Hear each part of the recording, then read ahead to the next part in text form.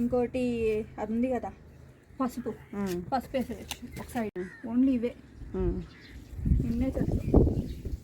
మస్తు రేట్ అమ్ముతారు కదా. ఎర్లు ఉన్నాయి దానికి, వస్తుంది మంచిగా వస్తుంది. ఏరుంది కదా అది కనబడుతుందా. సన్న గింజ దీంట్లో వేసి కొంచెం కలిపేసామంటే అయిపోయింది. ఇవి పూల మొక్కలు, ఇవి సీజడ పూలు లాంటివి నాన్న. ఆన్ చేసినావా? ఈ సన్ఫ్లవర్ విత్తనాలండి. ఇదే సన్ఫ్లవర్ డ్వార్ఫ్, పొట్టి సన్ఫ్లవర్ అంట.